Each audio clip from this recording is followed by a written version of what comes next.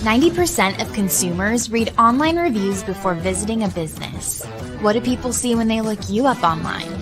We give you the tools you need to take control of your reputation. Send surveys to your customers via text message with Testimonial Collector. Get 5-star reviews on all the major platforms like Google, Yelp, and more. Track what people are saying about your business with Reputation Manager. Respond to comments and turn negative reviews into happy customers. See what your competitors' customers are saying about them with Competition Tracker. Learn great marketing tactics and what it takes to stay on top. A bigger social presence means more connections. Automatically generate and schedule engaging social media posts with Social 365. Build trust, boost sales, and grow your business.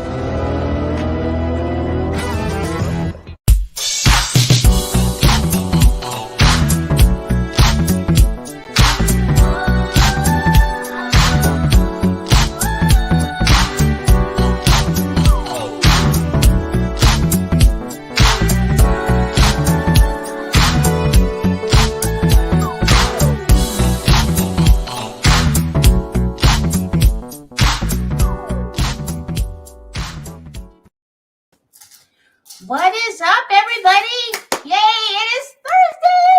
I love Thursdays. Why? Because I get to have a show and bring like these amazing guests on my show. And so I always have to make sure I always say this because it's so important that when you really work with great publicists, PR agents, managers, because they bring you the best people. And how I know that is because I'm looking at my downloads. Oh my gosh, like it's only been like a year and 8 months and I get about 200 to 300 downloads a month. That means you listeners that are listening to the podcast are loving who I bring on. So make sure that you share. Welcome to another day in the light of the Entrepreneur Life Show, where we bring you great influential guests. I mean, celebrities, influencers, everybody's an entrepreneur, musician, just so many great people.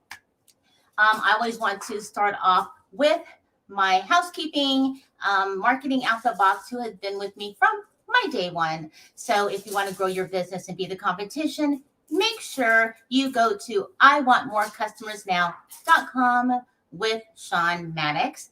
And Spinwax Radio will be launching this year. So they're always looking for great new talent. If you want worldwide exposure in all genres, check out spinwaxradio.com. And of course, now Black Unicorn. So if you are a social media person, love social media and want to earn money, follow for equity, check out blackunicornfactory.com. So who do I have today? No, I'm just kind of like rushing by my normal intro, because I'm kind of just like impatient of who I'm having on the show today. Oh yes, and all my faithful podcast followers and listeners, you're the best. Thanks. I mean, you guys are the best. Okay, so today I have Robert E. Blackmon, and he is such a unique guest. And why? Because let me tell you, he has his feet and hands in just about everything. Some may call him like the gay Martha Stewart, but he's just fabulous. He is like an author, lifestyle specialist, fashion designer, branding coach, TikTok personality. He has it all going on. Such a pleasure. I kind of like stalked his page a bit. He's so cute and stuff. And so, I mean, when you see him, it's like you just want to have him like in your house for tea.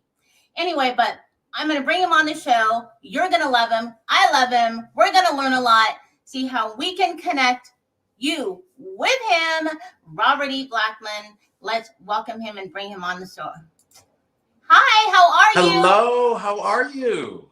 Oh, gosh, let me tell you. You're so fabulous. Thank you.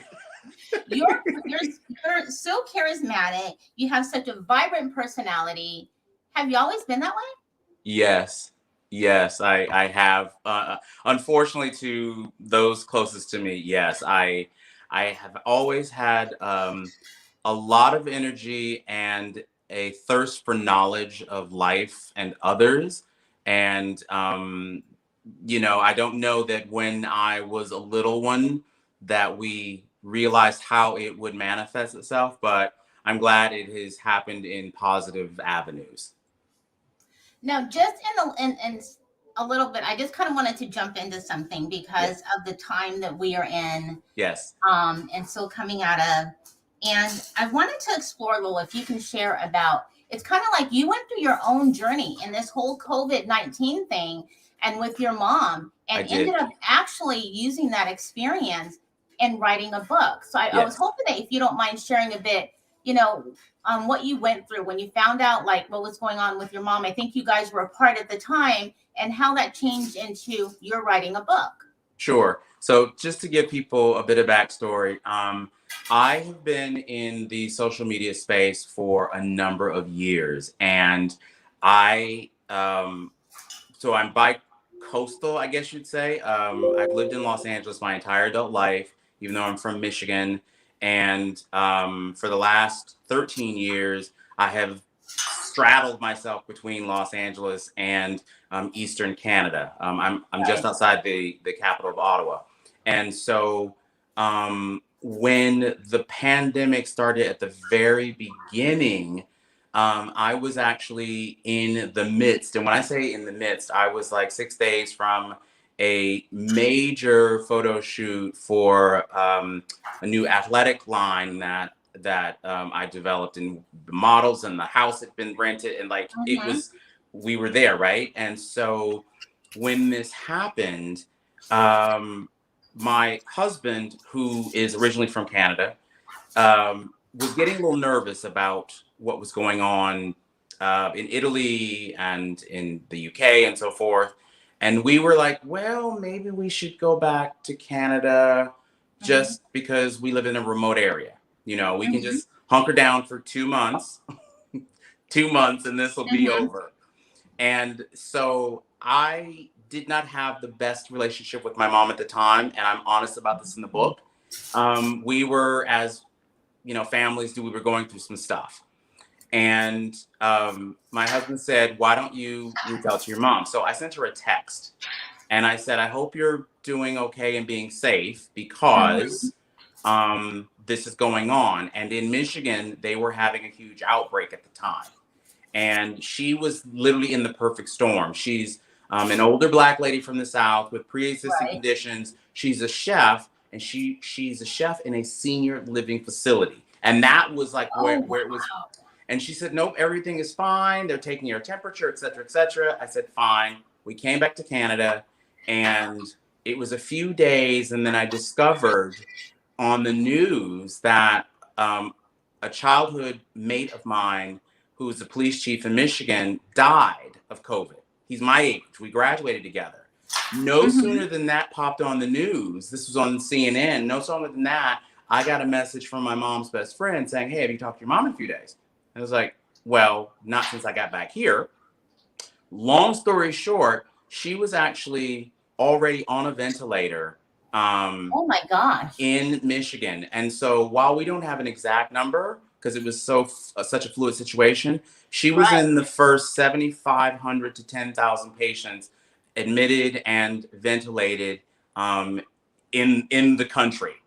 Oh And my goodness. so every experience that we had was new. And I am of the mindset that while people have great intentions, Mm-hmm. when somebody says, "Oh, well, let me know if there's anything I can do," well, with all due respect, ain't nothing anybody can do. And Yeah. so we Yeah. were Yeah. we were very quiet about it, and it was just a close family and so forth. And she coded twice, meaning she died twice.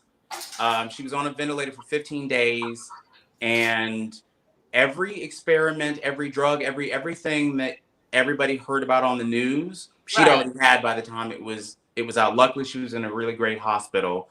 Oh She my God. survived. She was in the hospital for 79 days. It was another 6 months of recovery. She's lost 80% of her hearing. She had a lot of rehabilitation to get through, but she's living. She's amazing. She is a witness and a testimony. And the book uh, is it's a series of conversations about what happened. And so I urge anybody who is interested in the human side of this story to check out the book, Courage Behind the Mask: The Story of Life and Death and Surviving COVID-19. Because in the book, I journal the doctors, the nurses, the healthcare professionals, the clergy, our Mm-hmm. family. These are literally their conversations about what we were going through. And so for me, I have a bit of a different take on the pandemic than a lot of people because I lived it privately and publicly nobody knew because at that time I got on TikTok. My agent actually encouraged me to get distracted. Mm-hmm. And so by being on doing this kind of stuff, I was able to distract myself. And so I was living this very bubbly persona that people know, but at home my life was a living nightmare. So you were basically in another state, right? I Or was no, in another another country. I country. was in another country. So I was not able to get into because the moment we got back here, our prime minister said we're locking down the borders. So I could not even now, mind you, it's less than a day's drive from me to my mom. We are literally like 8 hours drive. Even if I were to able to cross the border, we couldn't get in the hospitals because in the hospitals it was just essential workers only in the hospitals. Mm-hmm. So the nurses and doctors who I'm still very close with, who my mom is still very close with now, they were my eyes and ears. They were my brothers and sisters, and are to this day. So their stories are in the book as well, and they have since thanked me for that because when they were in the throes of it, you can't Right, think of right, anything. When they got home, they right. didn't want to talk about it because they literally went home to sleep and go back to it. And so by journaling, by having them journal in their own words what they went through or what they were going through, they are now able to look back that with some clarity and, have a different mindset. Oh my God. I don't even want, I can't even comment to see what it was like, what it would have been like, because you're not, a lot of people can say, like you were saying, like, what can I do? When it's like, really, what can you do? Yeah. Yeah. Um, So and my mom, and the last thing I'll say about this is um, it was about a month ago, maybe. I will actually say it was probably 2 months ago was the first time that I actually went and sat at an outdoor restaurant to have a meal in 2 years. mhm. Because this really, it gave me, I didn't realize that you could get PTSD or trauma from Right, something that didn't actually happen to you right. physically.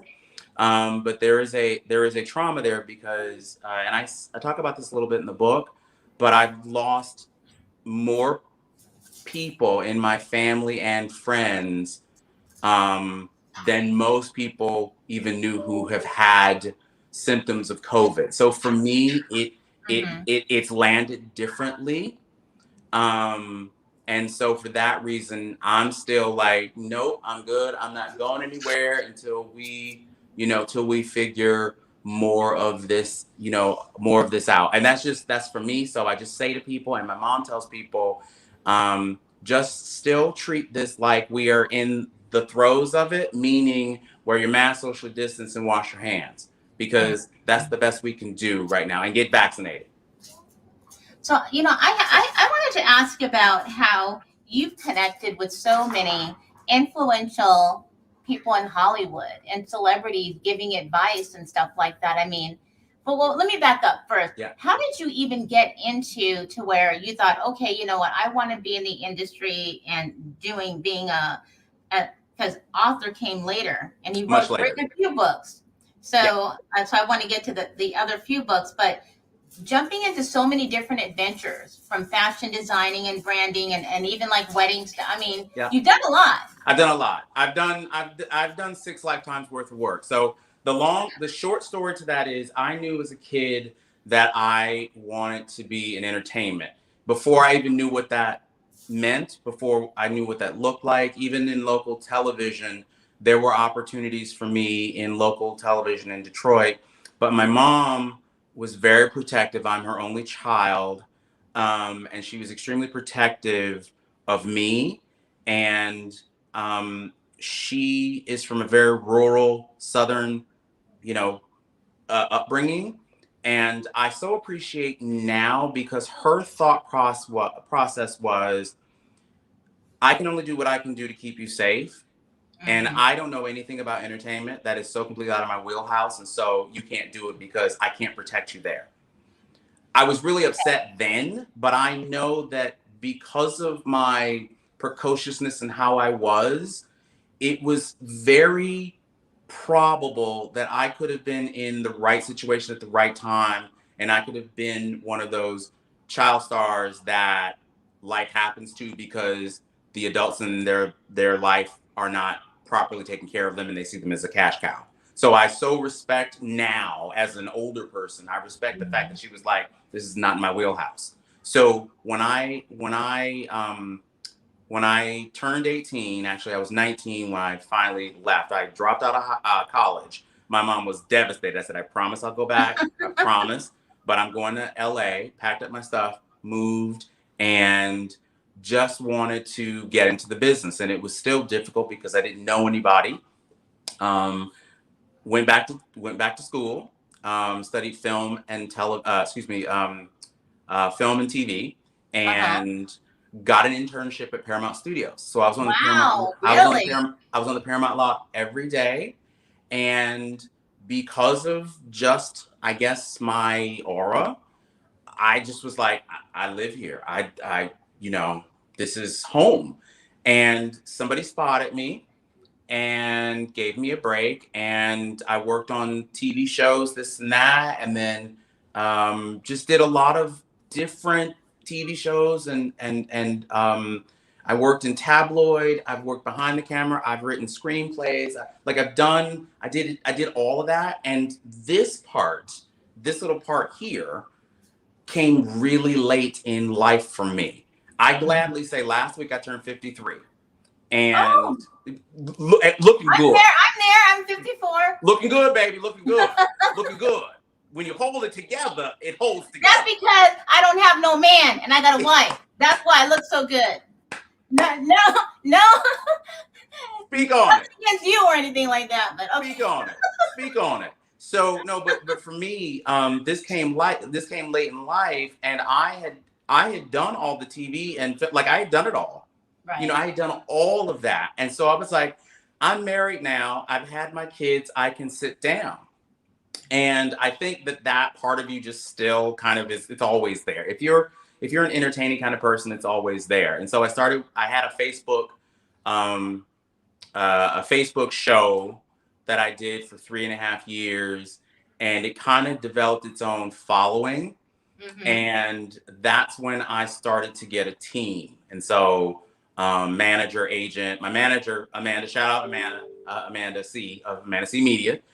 She's like my manager, my agent, my social media director. She's my everything. And for all of you who are out there in the struggle in the game, my one piece of advice is get people who you trust in your camp. And that doesn't necessarily mean your brothers and sisters, Mookie down the street. It means people who are going to call you on your stuff and Mm-hmm. hold you accountable for the stuff that you say you're going to do. I have been in this and had Amanda almost from day one. I've been doing this for 7 years, and I would not be where I am without her. I would not have almost 2 million followers on TikTok without her. I would not have almost 6 billion views on Giphy. I would not be verified on 6 platforms. I would not have had 3 TV developments. I wouldn't have had any of it without her because she has always been there to push me. So those of you out there, forget all this Instagram stuff that you see. No tea, no shade to Instagram, but do what works for you. You know what I mean? So anyway, I hope that answers your question. I didn't mean to go off on that tangent. No, no, no, no, no. Go ahead. It just, because you've done so much, I was just like how you were able to connect with so many people in Hollywood. And that you were even able to give advice and even the fashion designing. It's just, I mean, that says a lot about your character. The fashion design. this is the story that people always ask about. How did you get into fashion? In 11th grade, I think, 10th or 11th grade, I had a home economics class. Now, people today don't even know what that is, but I had a home ec class because I had to fill some credits. I barely passed the class with a C, and one of the things that you had to do was sew, and I was horrible at it. My mom can't even sew a button. My mom can't even sew a button on a shirt. And while I was in college in LA, a friend was over, and he popped a button on his sleeve, and he said, "Can you sew this on? I'll give you $5." Now, when you are 23 and you have Taco Bell, that's your breakfast, lunch, and dinner. Right. $5 is a lot. Yeah. It's a lot. And so I was like, wait a minute, you're gonna pay me $5 to sew your button on? He was like, yeah. The light bulb went off, and I was like, oh, this is a thing. And that was when my hustle started. That was literally where all of this started, from one button on a shirt. Because what happened was, all of his stuff that needed mending, he brought it to me. He referred me to his friends who couldn't do it. And that just started the whole ball rolling. And I was an entrepreneur before I even knew what it was. You know what I mean? And so that led to, okay, well, what else can I do? And so when you say, how do you meet these people? Hi, I'm Robert. I know how to sew. You know how to sew? And that leads the conversation to people. And then when people say, can you? And I go, yes. And they're like, but you didn't even let me ask you. I say, oh, I'm sorry. What do you want to ask me? And they say, can you do such and such? I say, yes. And by the grace of Google and anything, I can figure out how to do it, even if I couldn't figure it out, because I am not missing any money. So I wanted to talk about when I noticed that you are somewhat of a fitness enthusiast. I am. You're actually even, and I've watched some of your YouTube stuff, and you were like showing people about, even through COVID, you can still, get your workout on and your exercise on and eating right. Yep. And then you're collaborating with, a great brand, by the way. Yes. And so, how did you end up starting with the collaboration? I mean, with the fitness, I mean, is it just because you were into the lifestyle thing, just fitness and food, it all comes together? I guess it all kind of, it's all connected. But when I was 12 years old, there was a TV show called The 20-Minute Workout. And now, I mean, they would not show the show now because it was terribly misogynistic and whatever. But I was a thick kid. My nickname was Husky. I was 10 pounds, 8 ounces at birth. And my mom, bless her heart, she's 4'11". I know why she didn't want any more kids. I get it. I was big. And so I was teased a lot for being a big kid. And when this show came on, it was 20 minutes before school started. And I enjoyed it. And I started working out. And I got fit. It wasn't for anybody else. I just wanted to feel good. And so throughout my life, I've always subscribed to the fact that I'm going to eat what I want, when I want, but I also know what moderation is. And so I just started doing it. And because I was already in the textile industry and love to sew, I'm like, okay, well, I'm gonna start my own clothing line. I'm gonna start my own fitness line. Oh, well, you might as well do your own fitness DVD. Okay, well, what does that look like? Well, you got to cast people. Okay, we're gonna have a casting call. I'm gonna be a director. Like because look, I'm not paying somebody something that I can do for myself. And if I can't, then I'm going to hire the crew to do that. And we did, but we did the whole thing. So I wrote the book and shot the DVD all within a 3-month period. And the number one reason I'm approachable to people is because people believe me.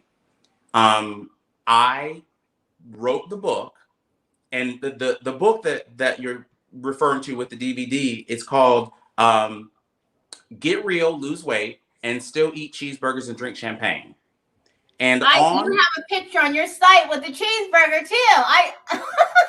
Yeah. And on the back of the book, if you look at the back of the book, I lost 20 pounds on this program. And so it's a program that I designed. And the thing about it is, the reason that people are drawn to me is because I am not going to tell somebody to do something that I'm not going to do myself. To yourself. I'm not that person. And so people like, I'm like the gay Black Martha Stewart, but the difference between Martha and I, besides all the zeros behind her bank account, is this. It's this. So if Martha made toast, she has baked the bread this morning. It's fresh, it's fresh and all that. When she cuts it and she puts it in the toaster, hers is just perfect. If the rest of us, toast it, and if the bread happens to get burned, guess what we're gonna do? We're gonna scrape it off and we're gonna eat it anyway. We're gonna scrape it off and eat it anyway. And that is how I connect with people, because they realize, oh, well, you just like me. Yes, ma'am, I am. So, okay, so you know what? I just have to bring this up about, you have more than one book out there. So I want to make sure that really for your book with COVID and is yes, the COVID. So I want to make sure I share the website, because that book, people really should jump on that, to be honest. Thank you. So yeah, so everything is at robertyblackman.com. I got that from Oprah ages ago. Make sure your name is on everything. Yeah. People are never gonna not know how to get me, because I'm Robert E. Blackman everywhere on anything. So if you go to robertyblackman.com, just click on I think merchandise, and then scroll down to books. You can find you can find that. I was there. So for those who are listening on the podcast, and it's also in the chat, so that you guys can go ahead and hit the link, those who might be watching on Twitch or Instagram or something like that. So now I want to talk about the Gay Groom's Guide, because why does that sound like that should be a movie? I was like, when I saw that, I was like, that sounds like it should be a movie. But I want to know, did you write that because of you, or are there stories? So I will show you. Hold on. Sorry for leaning. Hold on. Is it right here? Is it right here? How is it not right here? I think. Oh, here it is. I'm sorry. I moved it. Ham on cheese. Yeah, that's a lovely picture, by the way. I was that sounds like it should be a movie, though. Like, seriously. So this book literally started that whole thing. It was an Amazon bestseller. So The Gay Groom's Guide to Planning Your Perfect Wedding Without Losing Your Mind is the name of the book, right? And so this is what had happened. So as a gay man, as a gay Black man, I never thought that I was going to have that thing, that dream that everybody has, the spouse and the kids and the picket fence and I didn't think I was going to have all that. But when it sort of happened, I was like, okay, well, I want the rice and the flowers and all the stuff too. So I had been collecting, like most people, and I'm only saying, so to your audience, please do not drag me on the interwebs, but it is more common for a woman to keep her book, her scrapbook, her wish book of venues and flowers and colors and it's common. And so I was doing that, right? Because I wanted to make sure I had my stuff, but also I had a spouse or a potential spouse who I needed to run this past. Because we both the same. We're both alphas. So it was like the whole process was like this, right? And so we had all the stuff collected, and it was fabulous. And the whole thing, it was like the most fabulous wedding. So I had all this material. And so my now husband said, well, that needs to be a book. And the reason he said it needed to be a book was because when we got married almost 13 years ago, there weren't LGBTQ plus venues. There weren't places where you could just pick up a groom and a groom cake topper or a bride and a bride cake topper. All of the things that we have so taken for granted in the last decade did not exist 10 years ago. They didn't exist. And so we had a devil of a time finding resources for same-sex couples. And so a lot of the stuff that's in the book shows people, and a lot of it is antiquated. And I've been saying I'm going to make an updated version of the book. But those things just didn't exist. And that's how it came about. And TMZ found it by, I don't know, somebody sent it, and it blew up. So that's how all the literary stuff started. And I'm glad you did say that, because for when it comes to, although, it's becoming somewhat more acceptable, it's much more harder to be accepted when it comes to now you want to write a book about you, or now you want to, have your own clothing line, okay, we already know you're there. Oh, but no, why you gotta be TV? Extra? Why you gotta throw it in people's face? Yes. So I'm sure that some thought had to go into that when you put it out, like, oh, how are people going to take that? Because even people within your own unique family, so to speak, even have, have their judgment. Let me tell you real quick on that. I was really, really nervous because as large of a personality as you see and as people see, I'm the exact polar opposite here at home. Like, I'm pajamas, old movies, just homebody, right? And so putting all of my business out on Front Street is not me. Even in social media, there are very tiny pieces of my life that people see. They think they know because, like, I have, this staircase, or I show them this. And so they kind of have an idea, and they will ask me about that, but I'm extremely private about my life. When we got married, originally it was like, okay, well, we're going to have 10 people, my parents and his blah, blah, blah, blah. 125 people later. And I preface that's not a large wedding, but we live in when I say tiny, it's way less than 1,000 people who live where we live. And people who didn't have passports, because my family, a lot of them are in the South, in the States, people got passports to come to the wedding, mostly for support, but folks wanted to see what this was going to look like. Oh yeah, I'm sure. Yeah, I'm sure. So it was nervous for me because I didn't know how this was gonna work, but everybody has been wonderfully accepting. So let's talk about, you have quite a bit of programs that actually you offer people who are, entrepreneurs, influencers, people, and TikTok is now like the new thing. It's the thing. So I wanted to ask you about when it comes to, coaching and really helping people expand their visibility, no matter what their kind of, their type of entity or what their intent or plan is.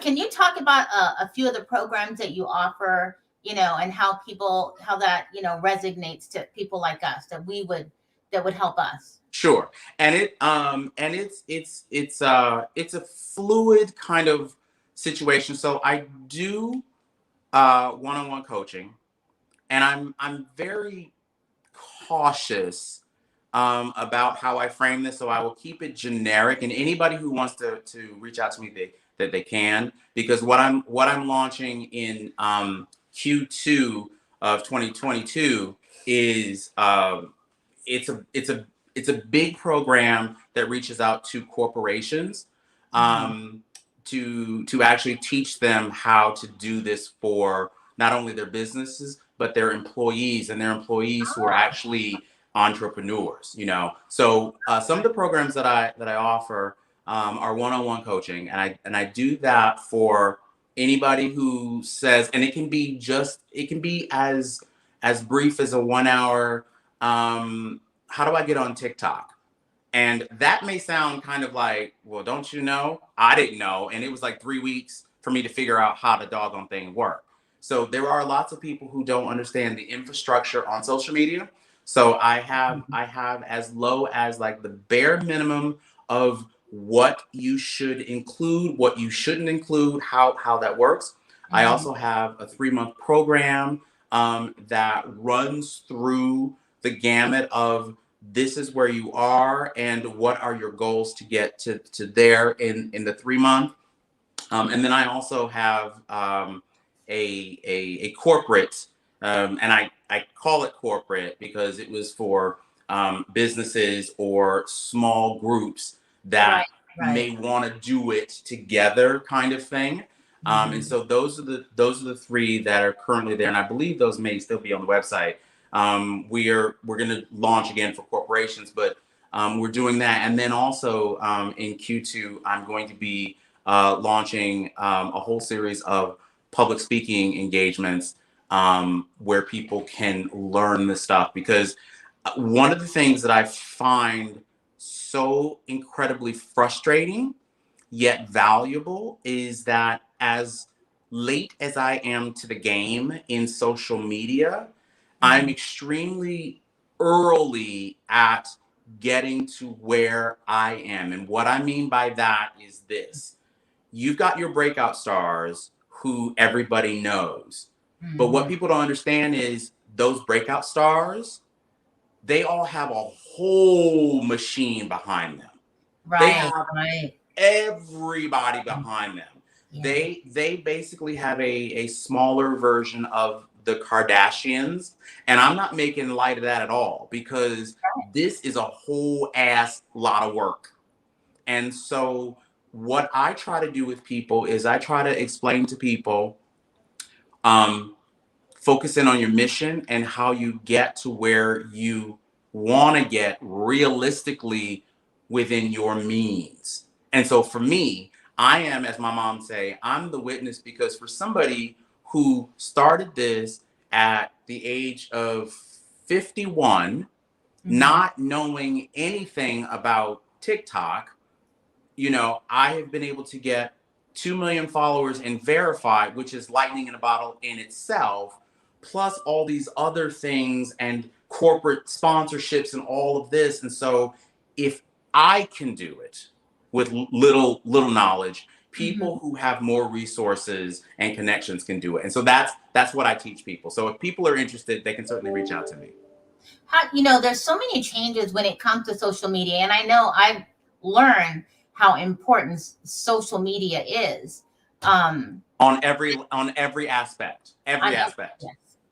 How long do you think TikTok will be around? And if you could give me like maybe 3 to 5 do's and don'ts when it comes to social media pertaining to any specific type of app, whether it be TikTok, whether it be Instagram, that you could share that people would get insight within like your program, even because I noticed that you also have group, Yes. that what you were, Yes, I that's do. what I was seeing on the Yes. page. And Yes. so where I guess some people don't realize that if you do have employees, that everything that you can do as a group, I guess, will expand your visibility. Yes. So if you maybe you can share a few like tips. Sure. Sure. And you're right. The group and actually that group program that I have, that's why I'm expanding that group program to corporations. And when I say Mhm. corporations, I don't mean just like Procter and Gamble, but Right, even a company with 20 employees, whatever, right, because right. it's really important for us to have a top down theory about social media. And most companies don't understand the importance of it and Mhm. how it benefits and can benefit them because they're leaving all kinds of money. And I don't necessarily mean cash. I mean um, eyes as revenue. They're leaving that stuff on the table just because they don't know. And so to answer that first part of the question, TikTok has already been around a decade and we didn't know it. It will be around as long as ByteDance, the parent company, decides it will be around. And even after it's not here, there will be something to replace it.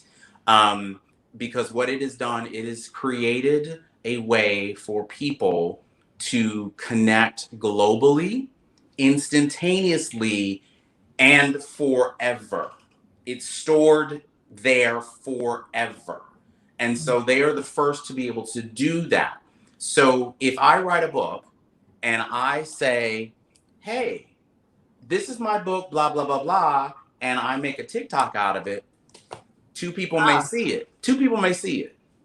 But it's there forever. So as it's there, somebody is going to eventually come across that in the library. That is precious real estate, you know? That's a good way to put it. Yeah. You know, and so the second part of that, what are some tips that anybody can take from social media? So first, I think the first thing I need to say is buyer beware. And what I mean by that is everybody wants to be famous until they get famous. I said what I said. I said what I said.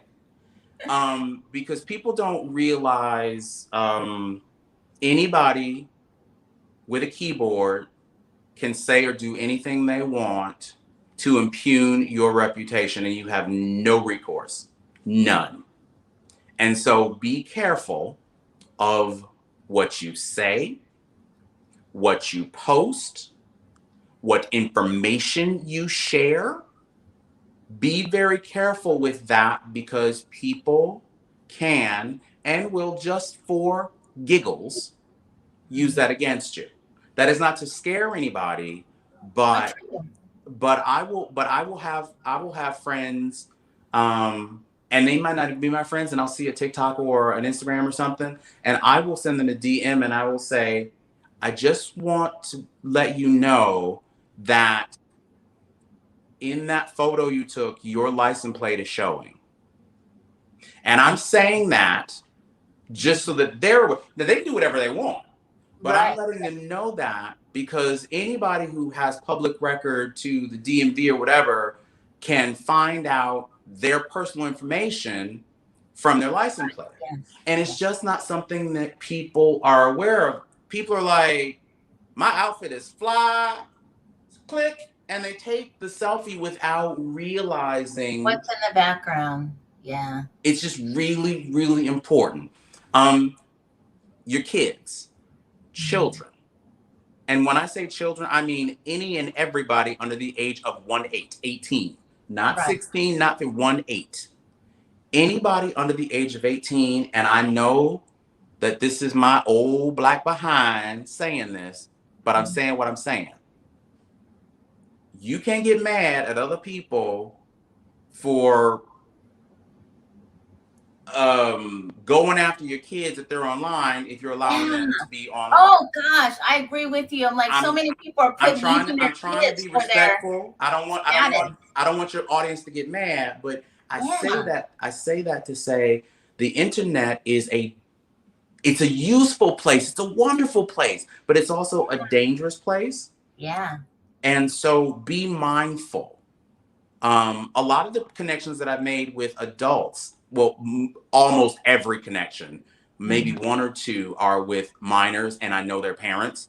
All of those connections are people who got on because they were trying to see what their kids were looking at, which already made me have their respect, you know, because they wanted to see, and they were like, move, I'm getting the TikTok, you go play Monopoly, you know.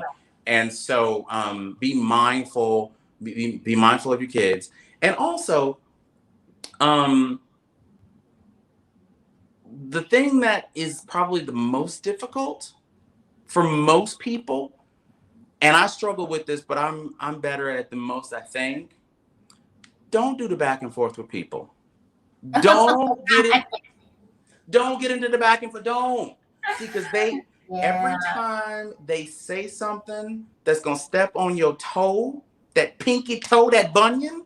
Yeah. When you react, that's what they want, because they're saying, look at me. I'm gonna say the most shocking, heinous things to get your attention. And when they get your attention, they got you. Yeah. Because that's what they want. We got business to take care of. We got revenue to build. We got companies to grow. We got books we got stuff to do. Those people, let them do them, because they will get bored and go troll somebody else. Right. So those are my pressing issues. And you know what? And you see so much of exactly that. And cause you hear it on like just different outlets and gag me and whatever, such and such said on TikTok and such said, because they're going back and forth, and and it's like, really? Like, is it that serious? I can't get into the back and forth. I just can't. And every now and then I will write something and I'm like, look at it. Okay, you said it, delete. Get it out your system, delete. Don't put it out there. Yeah. Because they don't matter. And just talking about TikTok, and not just initially TikTok, but people who, I don't spend a lot of time on social media, but the time that I do spend on social media, and you find that, like, it could be someone like myself, and I could make something up, and oh wow, it goes crazy viral. And now celebrities are jumping on that. And celebrities have made TikTok what it is. Don't let anybody fool you. Celebrities have made TikTok what it is. So when it comes to branding, and how can you even, I don't even know if you can do this. If you create something, a song, whatever, this has been going on out there. People created these dances or whatever. And then you have, and they've only got maybe 100 followers. They were just doing something fun. And the next thing, these influencers with 10, 20, 30,000 are following rather than being creative. I try to find the creative ones with their little skits and stuff, because then it's different, and that's what keeps me following, because it's funny. Right. Versus watching everybody doing that same thing. Right. So there's no real protection for people like that, correct? So there are a couple of different things in there, and a part of what you are speaking about is in my training, so I'm gonna try to answer it without going into that. But I will say this: one of the things that makes TikTok and now social media special is that we have now made it acceptable, and I'm going to step on a whole lot of toes with people, a lot of older people. We have made it acceptable to celebrate by imitating. We snatched the whole livelihood of Millie and Vanilli and everybody associated with that. That's true. Because they were lip syncing. Now, mind you, they did it shady, whatever. Yeah. People were dragging Janet and everybody else for lip syncing. Yeah. We all now celebrate the fact that someone like Britney or Nicki or somebody might lip sync while they're doing it. Why? Because you can't be singing and doing all that and dancing at the same time and sounding normal. It's not possible. Yeah, I agree. There's the rare person like Pink who can sing like that and be swirling up. It's rare though. It's rare. So we now celebrate that. And so what an app like TikTok does is it allows creators, musicians and so forth to get their music out there and for people to hear it. And by them lip syncing or copying it, they're going to share it. So now that person's music that would probably have only been seen or listened to by their mama and their auntie is now being seen, heard, and shared all over the world. They still have the copyrights to it, but this is offering it a way to be shared and viewed and listened to in a way that it would have never been before. So it is a great thing. Now, having said that, there are certain things that one should be mindful of, as you are asking me, like the 3 things about what you don't want to put out there. Be mindful of what you put out there, especially if you have not locked your stuff down with signatures and stamps. And I was going to ask about that copyright, trademark, all that stuff. Yeah. There are certain things. And so, you have to be careful about that. But at the same time, I say this, My mom always said you got to crawl before you walk. And I don't want your listeners to get down in the weeds about all of the technical stuff just yet. Build your framework, have your vision, and I will tell you, I don't care how long and old and whatever, I keep my vision board. It's weird that I do, because while I don't look at it every day, every now and then I look over there, and what it tells me is like, you're drifting. You're drifting. Didn't think about it like that. You're drifting. Like, oh, well, you're drifting. So keep focus on what your plans are, because that one plan, you think, oh, well, I had that done in a month. It may take you 3 years to get there because life happens. So, and again, going back to that, I teach that kind of stuff to people because it's important for people to know. I hate, and maybe it's because I've lived a long life. Right. But I hate for people to waste precious time on stuff because somebody has had this polished, like, ta-da, here it is. It's like, see what I did? And they think, oh, well, he just, and da-da-da-da. You don't know how long this took. This took 4 years before, you know what I mean? And so I don't like when people sell people that synthetic reality. Like, I can say that, and every weekday morning on TikTok, I make this breakfast thing, and I cook for people. Last week I made banana pancakes and they were a disaster. But that's how life is. Sometimes it doesn't. Right. And we were still like, and I'm like, you know what, we're gonna scoop this and we're gonna put this, and that's how I try to teach people, because it doesn't mean that you're a failure. It means you're learning through the process. Right. I love that outlook on that. So I want to say you are an absolute pleasure having on the show. I know we're running close to time. So for those who have been listening on the podcast, you can definitely check out the full interview at theentrepreneur.lifeshow.com. You can also go to the website and you can connect with Robert himself, but also we have the website on there, Robert E. Blackmon, and that's MON.com. Robert E. Blackmon, MON.com. You can check it on the website, connect with him. Check out, hey Stone, check out everything that he has going on. And I mean, you're going to love his page. I like your YouTube channel, by the way, and your Skip. They're so cute with the little, with the old lady kind of church mom, but yeah, thank you. And I will say this to your audience. Go to my website, not because I'm saying, oh, go to my website. I tell people this all the time. Go to my website and use it as a template. Use my website as a template for what you are thinking to do. Use it sort of as a vision board. Now, I'm not saying, go and make a chapter and verse, because I've used other people's websites as a template.